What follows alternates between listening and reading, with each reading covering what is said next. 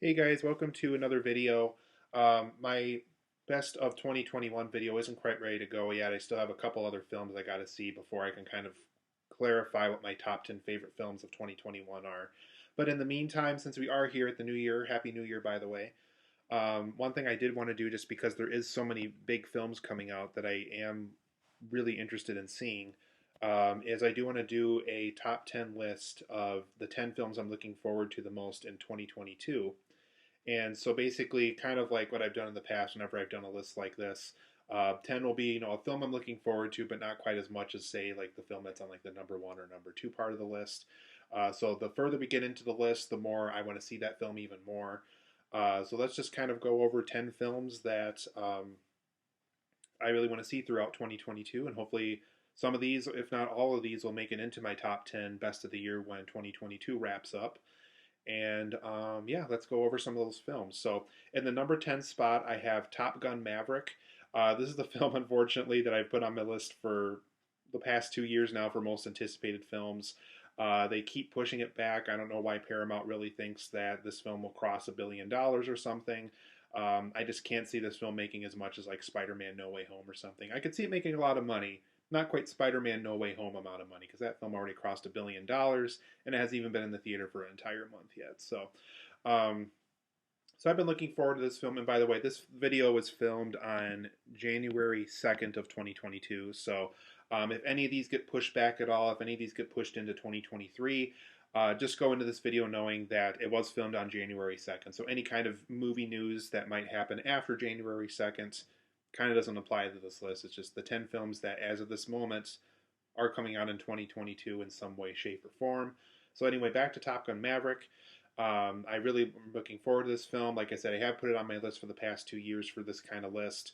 I'm looking forward to seeing what they do with it. I'm curious to see how what Maverick has been doing over the years and things like that, and how they're going to reincorporate like a new generation of fighter pilots and things like that. I think Goose's son has some type of role here, the guy that passed away in the first film. So it'll be interesting to see kind of what the son does to kind of take up the mantle of his father and things like that. So I'm looking forward to Top Gun Maverick. I still have just enough anticipation for it that it made the list again. It makes it at number 10 on the list. In number 9 on the list, this is the film actually a lot of people are looking forward to. They'll probably be shocked that it's not higher up on the list for me. But we have a lot of films in this franchise already, and some of them are kind of the best of the best. So this one has a lot to kind of deal with as far as being as good as some earlier films in its franchise, specifically when Christopher Nolan tackled this subject. And that is The Batman, the new 2022 reboot of The Batman. Robert Pattinson is going to play Bruce Wayne this time. I think we have Zoe Kravitz as Catwoman, and Paul Dano as Riddler, and Colin Firth as Penguin, and so a lot of stuff to look forward to in it. I'm one of those people, and I think maybe this is why it's low on the list as it is. I'm one of those people where I kind of like to have just one or two villains at a time. Spider-Man No Way Home is kind of the exception of the rule. That film kind of figured out how to tackle several villains at once. But this film does have a lot of villains in it. Like I said, we have Penguin, we have Catwoman, we have Riddler, we have, I think there's rumors of other characters showing up.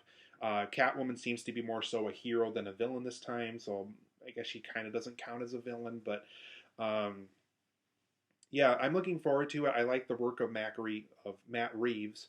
He did like Dawn of the Planet of the Apes and Cloverfield and a lot of other stuff over the years that I really enjoyed.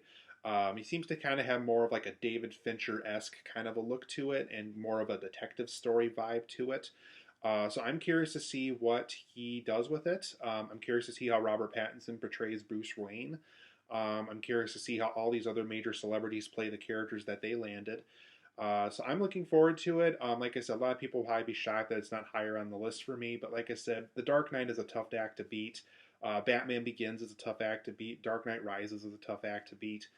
Even Tim Burton's original Batman is a pretty big film for me. It's close to my heart. But I'm curious to see what Matt Reeves does. I know Ben Affleck was for the longest time attached to direct this movie. Things didn't work out with that, unfortunately. But I am curious to see what Matt Reeves does. I know Ben Affleck kind of passed the torch to him back when he couldn't direct it and stuff. So curious to see how Warner Brothers reboots Batman again, and it makes it at number 9 on the list.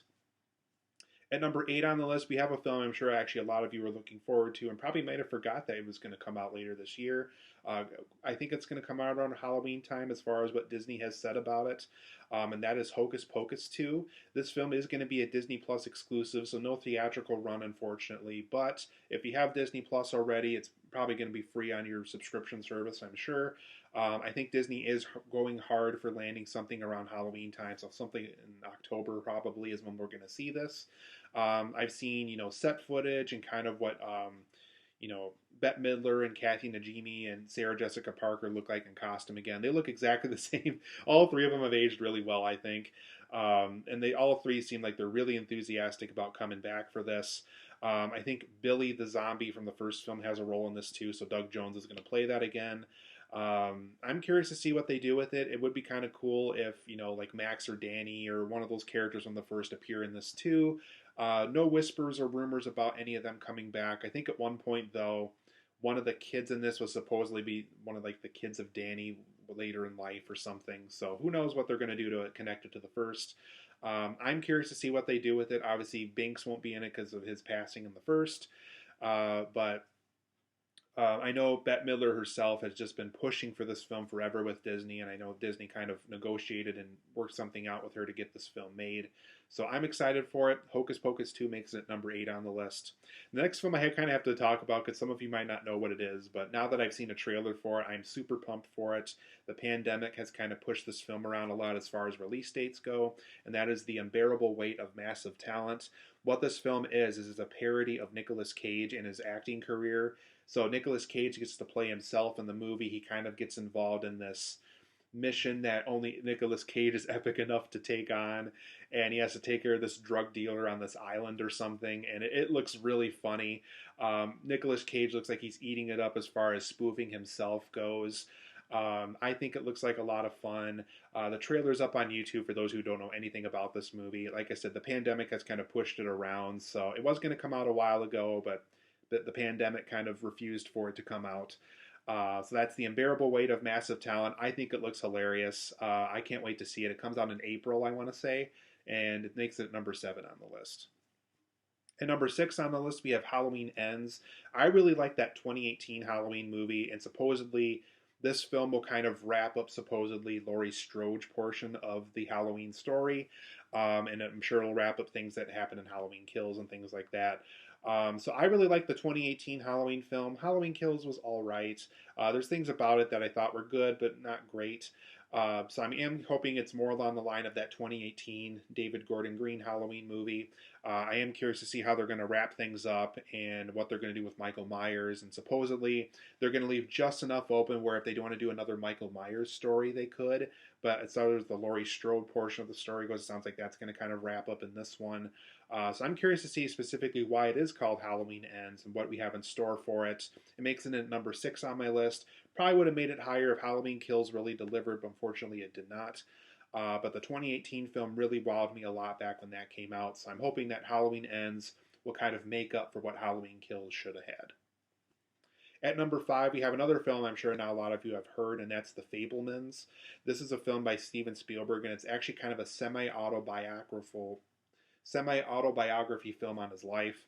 And it's going to be kind of about his childhood and how he got interested in film and kind of the things that happened over the course of his life that made him want to make movies for a living and things like that. So I'm a lifelong Steven Spielberg fan. Anytime he wants to make a film where we kind of learn a little bit more about him, or he wants to kind of go more of the Amblin Entertainment route from back in the day where he does more so something along the line of like E.T. or Goonies, I'm always down for it.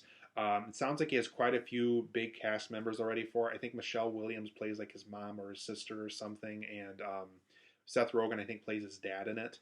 And yeah, like I said, it's going to be about like the childhood portion of Steven Spielberg's life and kind of what inspired him to become the filmmaker that he is now. It is kind of cool that Steven Spielberg himself gets to direct it too, so it's not really very often where you hear something like that. So I'm excited for it. I really hope The Fabelmans delivers. It sounds like a wonderful movie. I've seen set footage for it already. It looks wonderful, and I can't wait to see it. The next film on my list is actually not too far away from now, and that's Uncharted. It comes out in February. I think it comes out the week after Valentine's Day, I want to say. And I've been looking forward to this film for a long time. I've actually been following this film for a while too. I know at one point David O. Russell from Silver Linings Playbook was going to do it. Another point, Travis Knight from Bumblebee was going to do it. And another point in time, I think even Dan Trachtenberg from 10 Cloverfield Lane was going to direct it. So it's been passed around from several different directors. So hopefully that's not a warning sign. But we do get the director of the first Venom film working on it. From what I've seen from the trailers, it looks like an absolute blast. I think Tom Holland is going to be a great Nathan Drake in it. I really hope. Mark Wahlberg, who ironically plays Captain Sully in it. People wanted him to play Nathan Drake at one point. He's going to play Captain Sully instead in it, though. And, Uncharted is just a video game series that, by its DNA and by its design, needs to be a movie. Everything about those games feel like a big Indiana Jones movie that we never gotten. And so I'm just really excited for it. I really hope it's a lot of fun. I like these, big adventure films are looking for artifacts and things like that. And so I think Uncharted is just going to deliver on all those levels. I can't wait to see it. It makes it at number 4 on my list. At number 3 on my list, for those who did see Spider-Man No Way Home and stayed to the very, very end after all the credits, you already got a look at Doctor Strange 2. And that is number 3 on my list here, is Doctor Strange in the Multiverse of Madness. I can't wait to see what they do with this. Sam Raimi himself from the Spider-Man trilogy is going to direct this movie, so that in and of itself should get you excited. I love the first Doctor Strange movie. I like that they're going to go more of a route of they're going to go more into like the surrealism and more into like the really big stuff that's out there and getting Doctor Strange into dimensions that he hasn't been in before. I think it looks like a lot of fun. There's a lot of stuff they showed in the trailer that really gets me intrigued about it. Sounds like they're going to connect with WandaVision from Disney Plus as well, which I'm excited because I love that show. Curious to see how this film's going to connect with it. I'm just excited for it on all levels. It just sounds like a great movie with a lot of surrealism and interesting new stuff for Marvel to take on, and I'm excited for it. I think it even gets a summer release in May or something like that. So Doctor Strange in the Multiverse of Madness is number 3 on my list. At number 2 on my list, we actually have a film that comes out on my birthday, believe it or not. And it's the perfect film to release on my birthday. It just looks amazing. It just looks awesome. It really looks like it's for the gamer fan base for this. And that is Sonic the Hedgehog 2. I've been a lifelong Sonic fan. The fact that I get a Sonic movie on my birthday is already pretty cool as it is. So April 8th, 2022 can't come soon enough. I get my birthday and a Sonic movie in the same day. Hopefully the Sonic movie doesn't suck though. And then I'm just really excited for it. I'm glad that they're introducing the Chaos Emeralds and Knuckles the Echidna and Tails and all these stuff from the games that absolutely need to be in a Sonic movie. I just love the first film. I love kind of the comedic vibe that they went with it and the adventurous vibe and the action vibes. I think Sonic 2 is hopefully going to be even better than the first, hopefully. I'm excited for it. I can't wait to see what they have in store for us. Sonic the Hedgehog 2 is at number 2 on my list. But at number 1 on my list, this is a film I've been looking forward to for a really, really long time. And for those who know me on a personal level, you know I am a huge Mario fan. I am just, ever since I was 4 years old and picked up an NES controller and played Super Mario Bros. 3, I've been hooked. I've been waiting for a good Mario movie for a long time. I know a lot of people really hated that live-action Mario movie with Bob Hoskins from the 90s. I hope this film makes up for it, and that is the animated Super Mario movie from Illumination Entertainment. It makes it in at number 1 on my list, absolutely. My dream come true would be a Mario film that's great, that people will love and people will cherish forever, and I hope that that's what this animated Mario movie is going to be. It's just everything we would want from a Mario movie. I think animation is perfectly fine as far as getting a Mario movie right goes. Still a couple casting choices I wish could have been different with it, but it is a Mario movie. It is something that I've been dreaming of since I was a kid.